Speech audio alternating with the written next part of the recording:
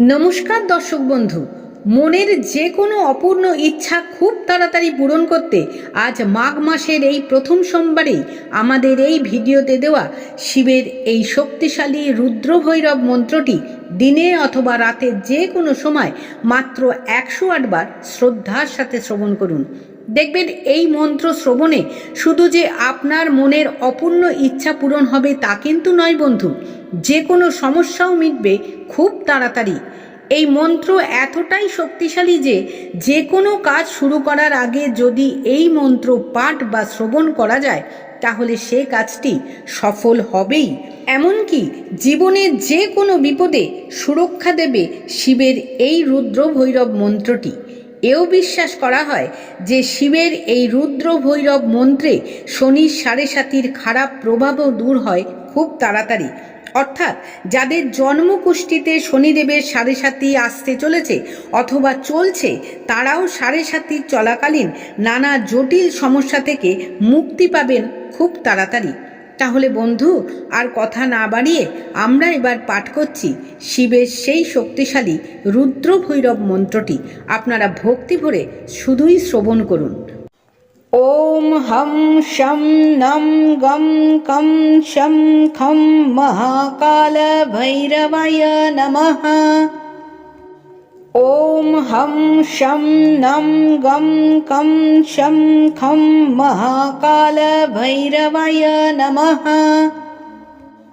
ওম Hong শম নম গম কম শম খম মহাকাল ভৈরবায় নমঃ।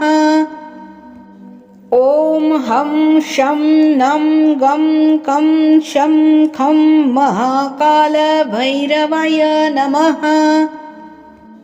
ওম হং শম নম গম কম শম খম মহাকাল ভৈরবায় নমঃ।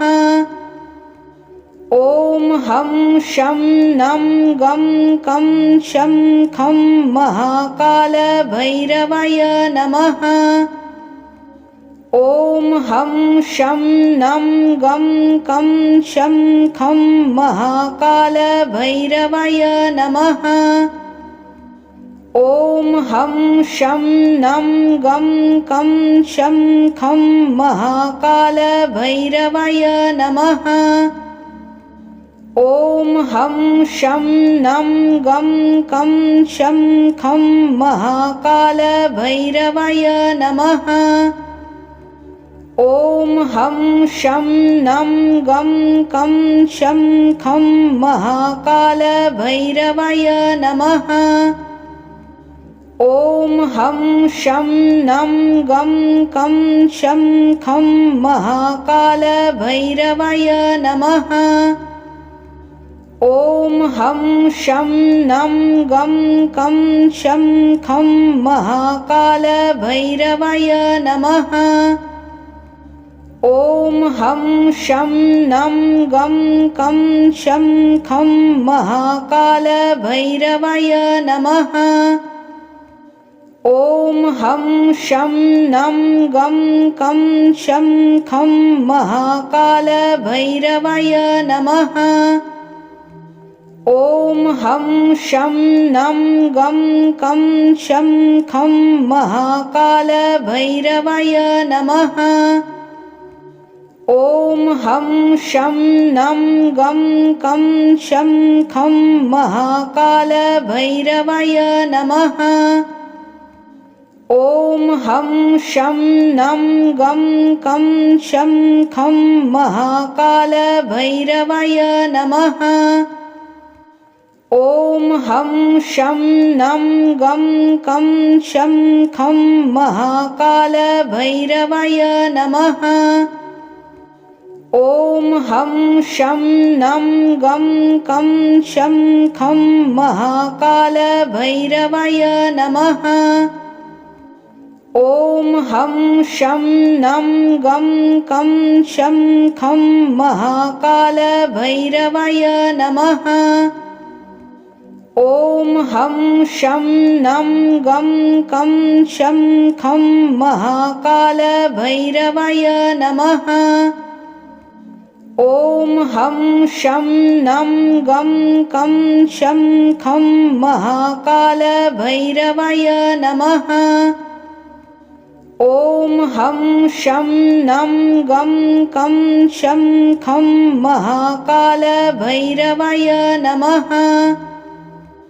ॐ हं शं नं गं कं शं खं महाकालभैरवाय नमः। ॐ हं शं नं गं कं शं खं महाकालभैरवाय नमः। ॐ हं शं नं गं कं शं खं महाकालभैरवाय नमः। ॐ हं शं नं गं कं शं खं महाकालभैरवाय नमः। ॐ हं शं नं गं कं शं खं महाकालभैरवाय नमः। ॐ हं शं नं गं कं शं खं महाकालभैरवाय नमः।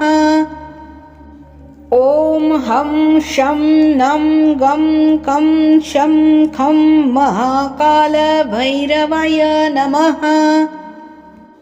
ॐ हं शं नं गं कं शं खं महाकालभैरवाय नमः।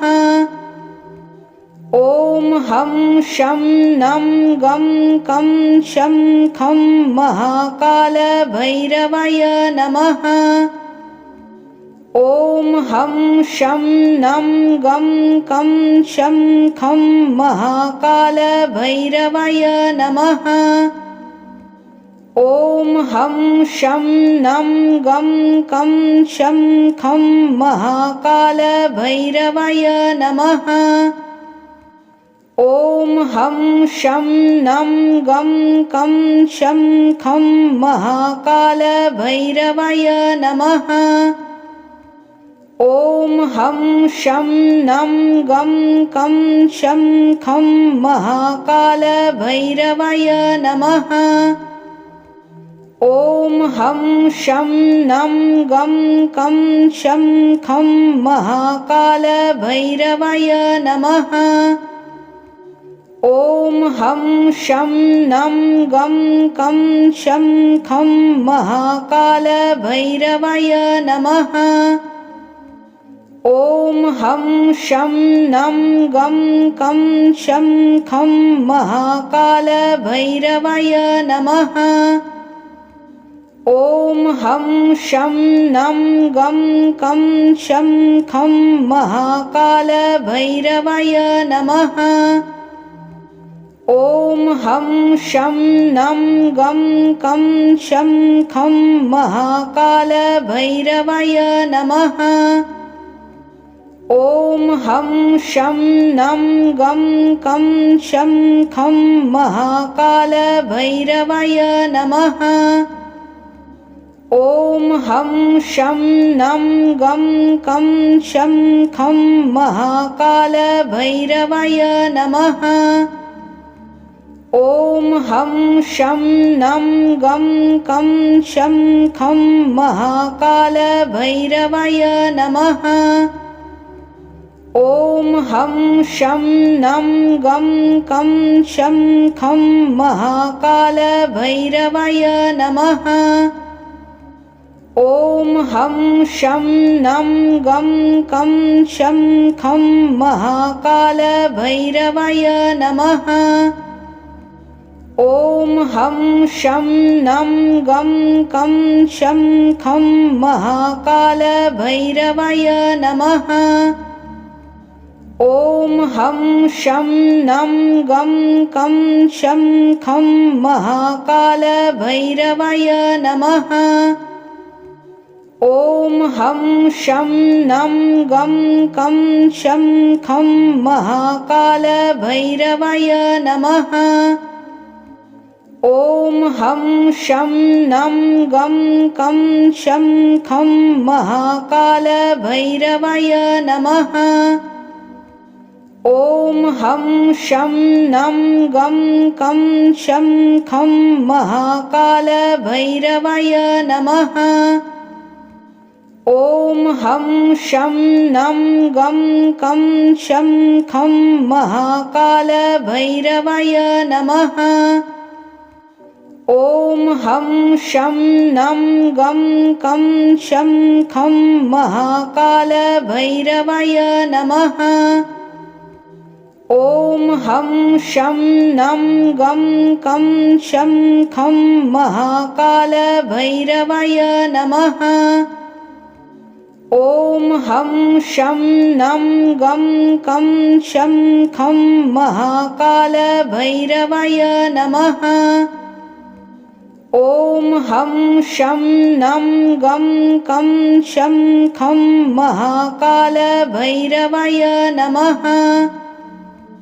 ॐ हं शं नं गं कं शं खं महाकालभैरवाय नमः। ॐ हं शं नं गं कं शं खं महाकालभैरवाय नमः। ॐ हं शं नं गं कं शं खं महाकालभैरवाय नमः। ॐ हं शं नं गं कं शं खं महाकालभैरवाय नमः। ॐ हं शं नं गं कं शं खं महाकालभैरवाय नमः। ॐ हं शं नं गं कं शं खं महाकालभैरवाय नमः। ॐ हं शं नं गं कं शं खं महाकालभैरवाय नमः। ॐ हं शं नं गं कं शं खं महाकालभैरवाय नमः। ॐ हं शं नं गं कं शं खं महाकालभैरवाय नमः। ॐ हं शं नं गं कं शं खं महाकालभैरवाय नमः। ॐ हं शं नं गं कं शं खं महाकालभैरवाय नमः। ॐ हं शं नं गं कं शं खं महाकालभैरवाय नमः। ॐ हं शं नं गं कं शं खं महाकालभैरवाय नमः। ॐ हं शं नं गं कं शं खं महाकालभैरवाय नमः। ॐ हं शं नं गं कं शं खं महाकालभैरवाय नमः। ॐ हं शं नं गं कं शं खं महाकालभैरवाय नमः। ॐ हं शं नं गं कं शं खं महाकालभैरवाय नमः। ॐ हं शं नं गं कं शं खं महाकालभैरवाय नमः। ॐ हं शं नं गं कं शं खं महाकालभैरवाय नमः। ॐ हं शं नं गं कं शं खं महाकालभैरवाय नमः। ॐ हं शं नं गं कं शं खं महाकालभैरवाय नमः। ॐ हं शं नं गं कं शं खं महाकालभैरवाय नमः। ॐ हं शं नं गं कं शं खं महाकालभैरवाय नमः। ॐ हं शं नं गं कं शं खं महाकालभैरवाय नमः। ॐ हं शं नं गं कं शं खं महाकालभैरवाय नमः। ॐ हं शं नं गं कं शं खं महाकालभैरवाय नमः। ॐ हं शं नं गं कं शं खं महाकालभैरवाय नमः। ॐ हं शं नं गं कं शं खं महाकालभैरवाय नमः। ॐ हं शं नं गं कं शं खं महाकालभैरवाय नमः। ॐ हं शं नं गं कं शं खं महाकालभैरवाय नमः। ॐ हं शं नं गं कं शं खं महाकालभैरवाय नमः। ॐ हं शं नं गं कं शं खं महाकालभैरवाय नमः। ॐ हं शं नं गं कं शं खं महाकालभैरवाय नमः। ॐ हं शं नं गं कं शं खं महाकालभैरवाय नमः। ॐ हं शं नं गं कं शं खं महाकालभैरवाय नमः। ॐ हं शं नं गं कं शं खं महाकालभैरवाय नमः। ॐ हं शं नं गं कं शं खं महाकालभैरवाय नमः। ॐ हं शं नं गं कं शं खं महाकालभैरवाय नमः। ॐ हं शं नं गं कं शं खं महाकालभैरवाय नमः। ॐ हं शं नं गं कं शं खं महाकालभैरवाय नमः। ॐ हं शं नं गं कं शं खं महाकालभैरवाय नमः। ॐ हं शं नं गं कं शं खं महाकालभैरवाय नमः। ॐ हं शं नं गं कं शं खं महाकालभैरवाय नमः। ॐ हं शं नं गं कं शं खं महाकालभैरवाय नमः। ॐ हं शं नं गं कं शं खं महाकालभैरवाय नमः। ॐ हं शं नं गं कं शं खं महाकालभैरवाय नमः। ॐ हं शं नं गं कं शं खं महाकालभैरवाय नमः। ॐ हं शं नं गं कं शं खं महाकालभैरवाय नमः।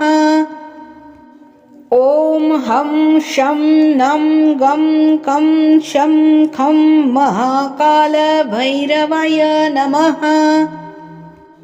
ॐ हं शं नं गं कं शं खं महाकालभैरवाय नमः। ॐ हं शं नं गं कं शं खं महाकालभैरवाय नमः। ॐ हं शं नं गं कं शं खं महाकालभैरवाय नमः।